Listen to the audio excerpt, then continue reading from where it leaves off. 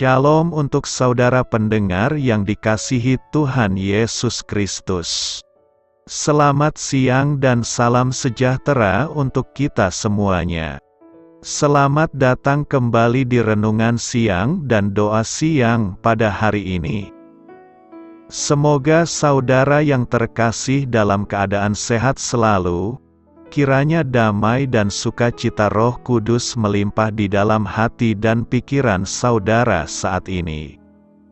Sebelum kita mulai renungan pada siang hari ini, marilah kita bersama-sama berdoa.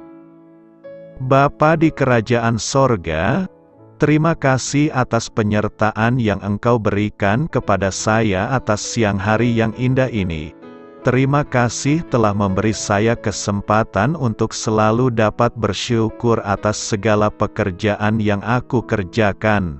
Maka dari itu, saya mohon sertailah selalu diri ini sepanjang hari ini. Terima kasih atas berkat Tuhan hingga saat ini aku masih bisa merasakan kebaikan Tuhan dan buatlah agar bibirku selalu mengucap syukur kepadamu. Tuhan Yesus Kristus, terima kasih pada saat ini saya masih bisa bekerja. Tuhan, saat ini saya akan memulai pekerjaan saya. Berkatilah pekerjaan ini dan sertailah sepanjang saya selama bekerja pada hari ini, agar menjadi berkat bagiku, bagi keluargaku dan juga tempat saya bekerja. Berkati seluruhnya di siang hari ini agar berjalan dengan baik dan menjadi berkat untuk kami jalani bersama dengan anak Tuhan yang lainnya. Dalam nama Tuhan Yesus, aku berdoa. Amin. Sahabat pendengar sekalian, bacaan renungan dan ayat temas Alkitab renungan kita siang hari ini dimulai.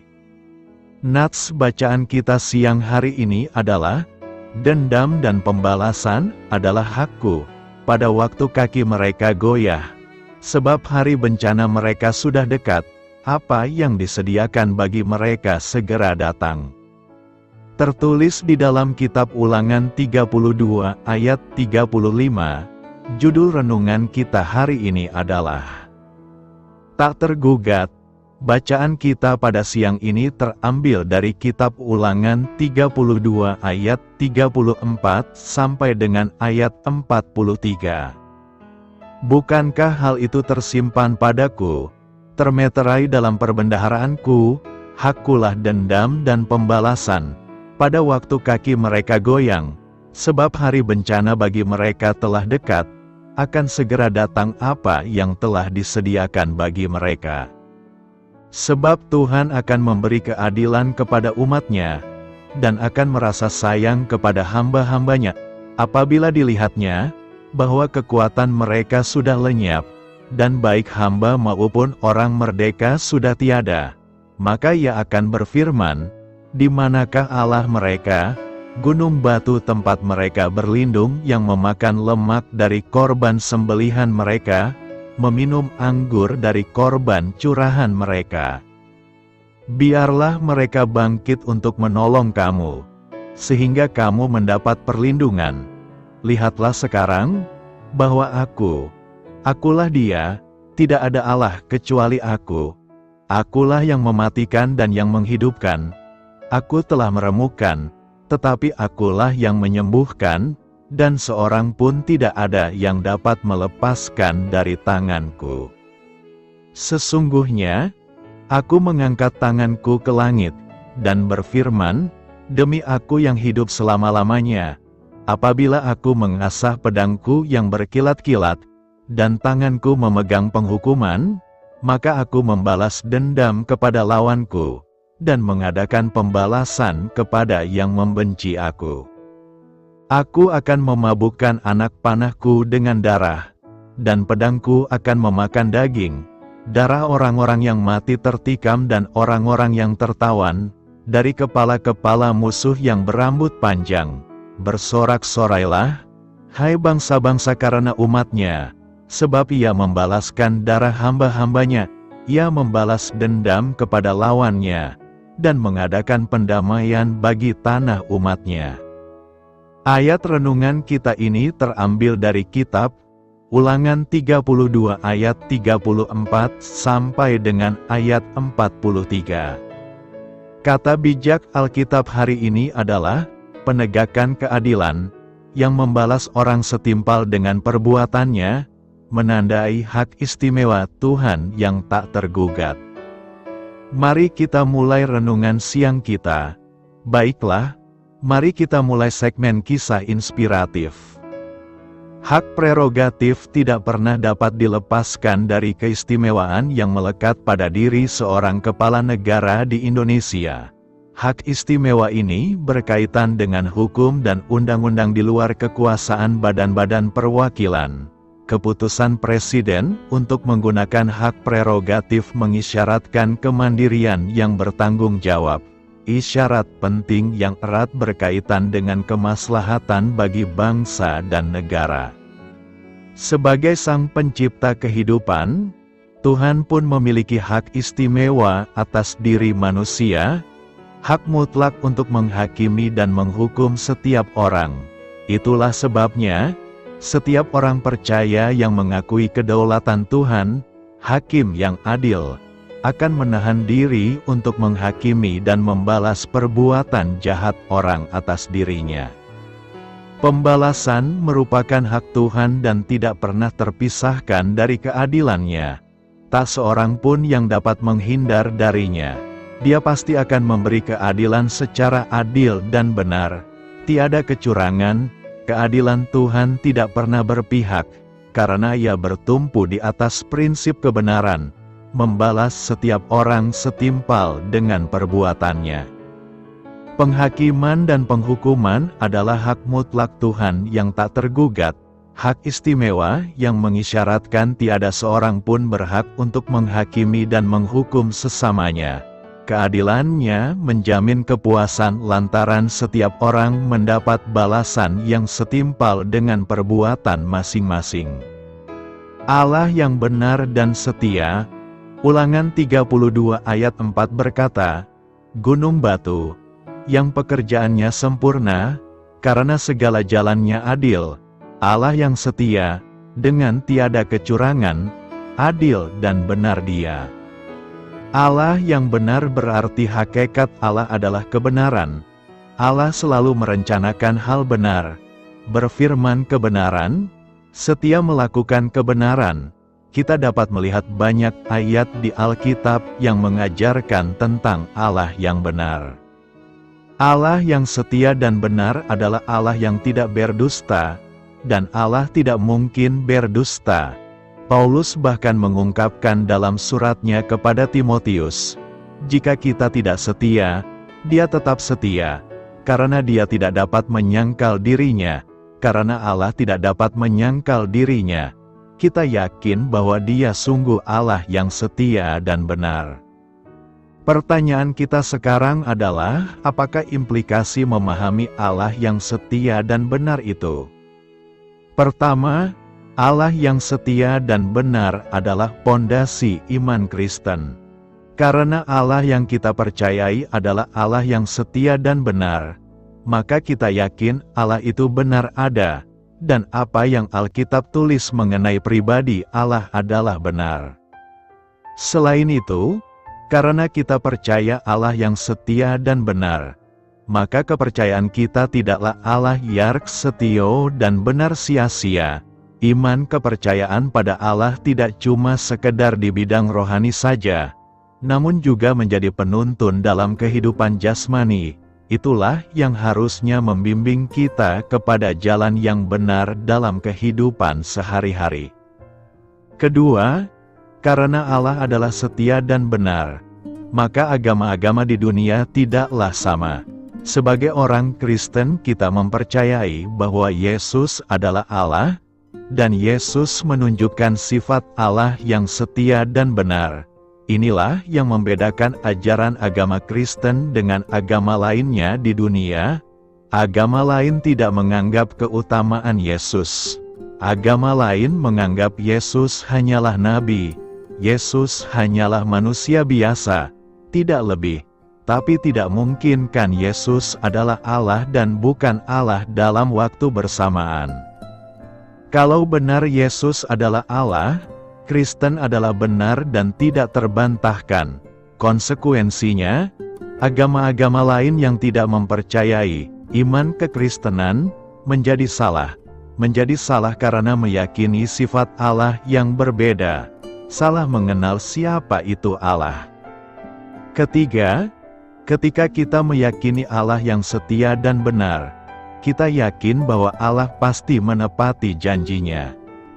Kita melihat bukti kesetiaan Allah lewat janjinya memberikan anak kepada Abraham, melepaskan bangsa Israel dari perbudakan di Mesir, memberikan makan mana kepada umat Israel selama di padang gurun, memberikan tanah perjanjian yakni tanah Kanaan, menepati janji kepada Daud, Salomo, Hizkia, Uzza, dan Yosia, menepati nubuatan akan kembalinya bangsa Israel dari pembuangan, juga seluruh nubuatan datangnya Mesias yakni Yesus Kristus.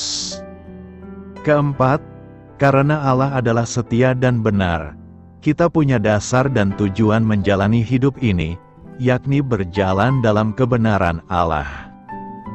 Di Taman Eden, kita melihat akibat dosa, membuat manusia takut, kemudian bersembunyi dan menghindari Allah. Namun Allah yang setia dan benar menebus dan menghapuskan seluruh dosa kita lewat penebusan Yesus Kristus. Kita jadi lepas dari belenggu dosa, dan berdamai dengan Allah. Hanya dengan berdamai dengan Allah, kita dapat merasakan betul-betul kasih dan setia Allah, mendapat kekuatan untuk berjalan dalam kebenaran Allah. Karena itu, tetaplah berkeyakinan bahwa Allah itu benar dan setia kepada kita. Pengajaran menitik laksana hujan. Ulangan 32 ayat 2 berkata, "Mudah-mudahan pengajaranku menitik laksana hujan. Perkataanku menetes laksana embun, laksana hujan renai ke atas tunas muda, dan laksana dirus hujan ke atas tumbuh-tumbuhan." Pengajaran itu tumbuh tidak bisa kita lihat, bagaikan tanaman tumbuh tanpa bisa kita lihat. Pengajaran itu ketika kita tabur akan mulai berproses di dalam hati sanubari kita. Pertumbuhan iman kita pun tidak kita tahu bagaimana prosesnya itu terjadi. Pertumbuhan iman kita bisa saja dimulai dari pendengaran kita akan ajaran dari para pendeta atau pembicara di gereja, atau melalui pembacaan kitab suci yang kita lakukan setiap hari. Namun terkadang pertumbuhan iman kita pun tidak bisa terjadi dari ajaran dan khotbah para pendeta. Jika kita hanya berpegang pada pengajaran para pendeta dalam pertumbuhan iman kita, maka bisa saja kita mengalami kegersangan. Apalagi ditambah pula jika ajaran tersebut kurang menitik laksana hujan dan kurang menetes laksana embun seperti yang firman hari ini katakan. Iblis mempunyai banyak cara untuk membuat pengajaran Tuhan tidak masuk ke dalam hati kita. Semestinya yang kita dengar atau kita sampaikan tidak berhenti hanya sampai di telinga atau di lidah kita, tapi ujungnya adalah dengan sungguh-sungguh menghidupinya. Jika tidak, bisa dipastikan kita seperti tumbuhan kering yang tidak sedap dipandang dan tidak membawa kesejukan bagi sekeliling. Tentu dalam pertumbuhan iman kita saat ini, kita harus hati-hati dengan rupa-rupa pengajaran. Ingat firman Tuhan agar selalu menguji apa yang kita dengar dan lihat, supaya jangan sampai justru ajaran-ajaran tersebut menyusup dan menyesatkan. Kelihatannya rohani, tapi sebenarnya bertolak belakang dengan hukum Tuhan sendiri, yaitu kasih. Jadi betapa perlunya kita bertumbuh di dalam pengenalan dan penguasaan firman Tuhan, supaya kita tidak mudah diombang-ambingkan rupa-rupa pengajaran.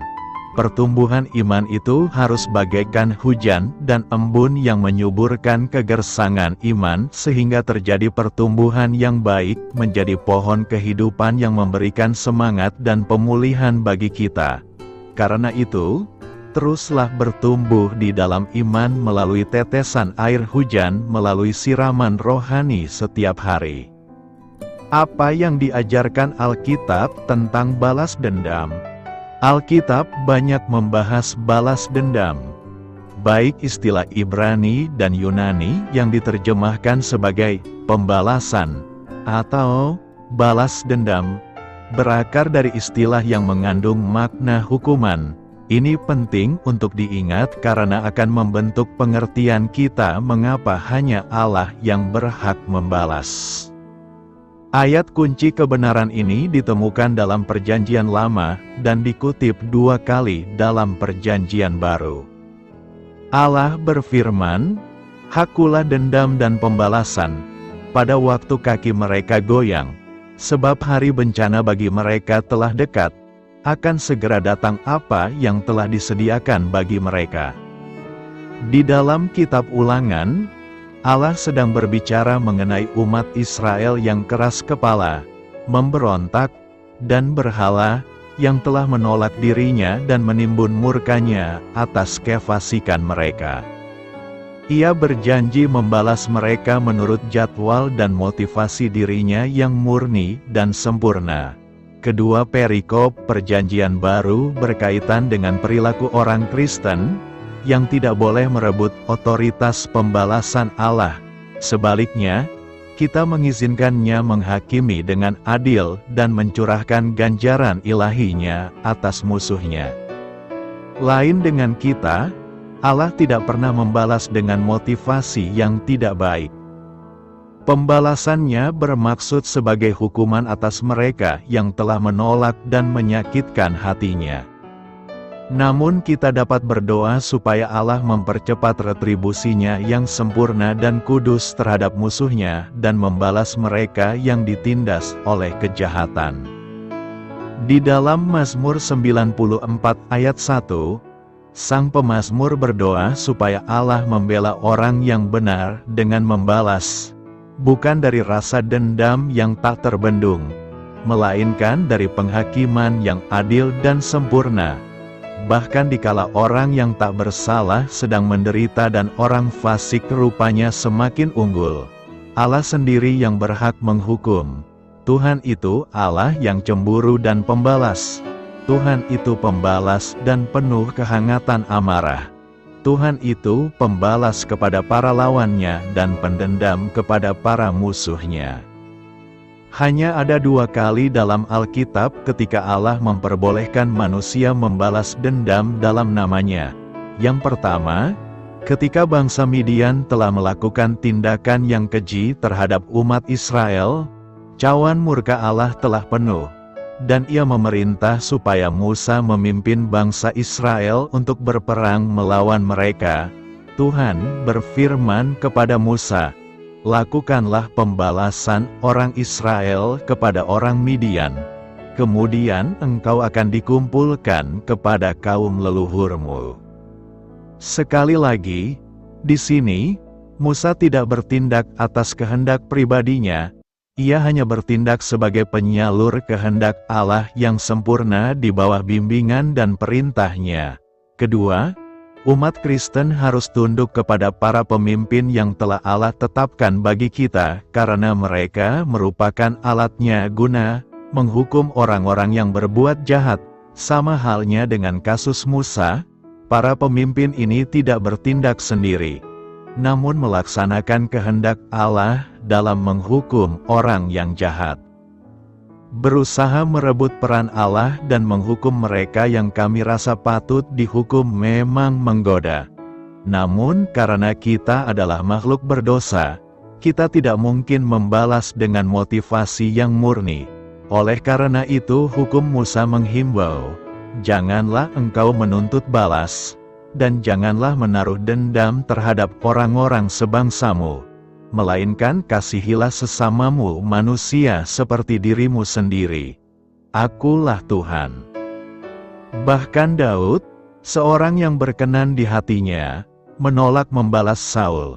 Meskipun Daud diperlakukan dengan tidak adil, Daud tunduk kepada perintah Allah untuk tidak membalas dan percaya padanya. Tuhan kiranya menjadi hakim di antara aku dan engkau, Tuhan kiranya membalaskan aku kepadamu, tetapi tanganku tidak akan memukul engkau. Sebagai umat Kristen, kita menaati perintah Tuhan Yesus yang berbunyi, "Kasihilah musuhmu dan berdoalah bagi mereka yang menganiaya kamu, dan membiarkan Allah yang membalas." Tempat perlindungan, Ulangan 33 ayat 27 berkata, "Allah yang abadi adalah tempat perlindunganmu, dan di bawahmu ada lengan-lengan yang kekal. Ia mengusir musuh dari depanmu dan berfirman, punahkanlah." Pelindung adalah pribadi atau sesuatu alat yang bertugas melindungi pihak yang dilindunginya. Secara gamblang bisa dikatakan bahwa pelindung itu adalah sesuatu yang pasti diyakininya memiliki kemampuan lebih atau dapat berfungsi dengan baik, sehingga pihak yang dilindungi merasa terlindungi. Bersama dengan pelindung mereka merasa aman dan tenang. Allah pelindungku, itu merupakan pernyataan yang merupakan pengakuan sekaligus keyakinan bahwa Allah menjadi pribadi yang menjadi pelindungnya. Kalimat dalam ayat nas hari ini merupakan berkat Musa bagi kaum keluarga Israel sebelum ia meninggal. Di akhir berkatnya, Musa menyatakan bahwa Allah adalah perlindungan Israel. Nama Yesurun yang tertulis dalam ayat tersebut menunjuk kepada pribadi Yakubatau Israel atau kaum keturunan Yakubatau Israel. Jika kita baca nas hari ini mulai dari ayat 26, maka kita akan melihat bahwa sebagai pelindung, Allah menunjukkan keperkasaannya dengan pertama, berkendaraan melintasi awan-awan. Hal ini jelas merupakan pertunjukan yang di luar nalar manusia. Ini untuk menunjukkan betapa gagah dan perkasanya Allah Sang Pelindung itu.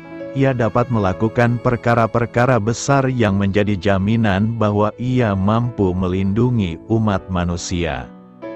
Kedua, mengusir musuh dari depanmu. Apa yang dilakukan ini bukan sekedar pemberian harapan, tetapi Musa dan bangsa Israel telah merasakan sendiri bagaimana ia menolong Israel selama perjalanan dari Mesir menuju tanah Kanaan. Hal ini disampaikan Musa karena walau tidak dapat menyertai masuk tanah perjanjian itu, ia menyadari akan banyak musuh yang menghadang Israel saat memasuki Kanaan. Pengalaman Musa bersama Allah yang kemudian diwasiatkan kepada bangsa Israel sebelum memasuki tanah perjanjian, merupakan suatu pembelajaran bagi kita pada masa sekarang. Kalau kita meyakini Allah itu dahulu, sekarang dan selama-lamanya sama, tidak berubah, maka Allah kita adalah Allah yang dengan keperkasaannya mampu melindungi kita dari berbagai musuh dalam bentuk apapun. Percayalah dalam perlindungannya kita aman. Mazmur 4 ayat 9 menyatakan, "Dengan tenteram, aku mau membaringkan diri, lalu segera tidur. Sebab hanya Engkaulah, ya Tuhan yang membiarkan aku diam dengan aman. Karena itu, jadikanlah Allah tempat perlindungan kita, maka Allah akan menolong kita mengusir semua musuh kita." Selamat berkarya untuk Tuhan. Selamat memulai karya dalam minggu ini untuk Tuhan. Doa saya menyertai saudara sekalian. Saya memberkati Anda agar sewaktu Anda mencarinya dari Dia, Bapa Surgawi Anda akan memberikan bagi Anda roti harian Anda. Dalam nama Yesus Kristus, Tuhan yang berkuasa atas alam semesta dan menuntun kita kepada iman yang menyelamatkan, Tuhan Yesus menyertai senantiasa. Tuhan memberkati. Amin.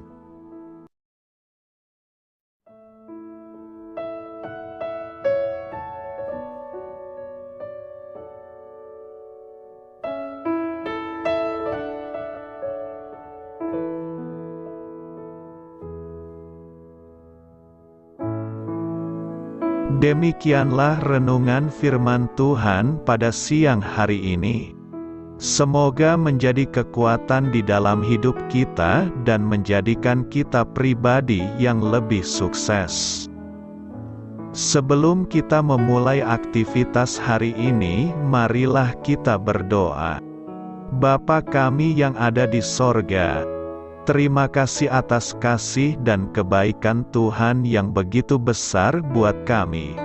Tuntunlah perbuatanku agar di sepanjang hari ini saya bisa bekerja sebaik-baiknya, tidak pernah jemu menolong sesama, selalu ramah dan tahu terima kasih, menghayati iman dan mengamalkannya dengan sekuat tenagaku.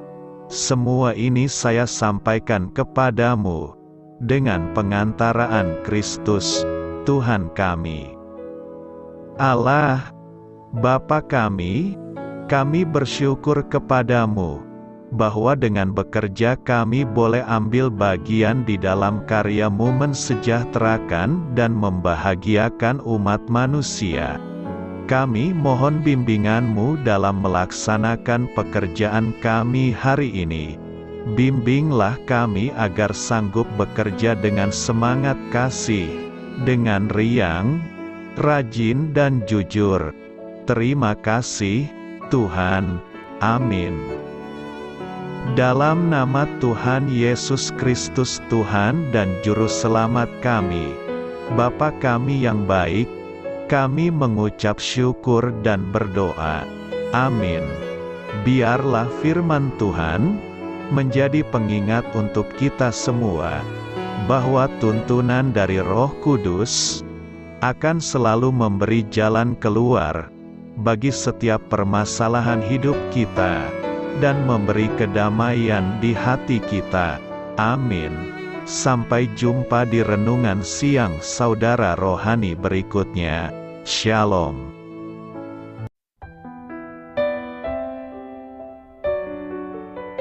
Halo untuk semua pendengar saudara rohani yang terkasih di dalam nama Tuhan Yesus Kristus dimanapun berada. Mari dukung kami, tim redaksi Renungan Harian Saudara Rohani dengan cara memberikan bantuan, kritik dan masukan. Saudara dapat memberikan masukan melalui kolom komentar di bawah atau mengirim kepada kami langsung melalui email yang tertera di layar Anda, saudararohani@gmail.com. Jika saudara terberkati melalui renungan ini, saudara dapat mendoakan kami dan memberikan bantuan lainnya dengan mengirim email kepada kami. Saya berdoa agar saudara sekalian bahagia dan sehat selalu. Amin.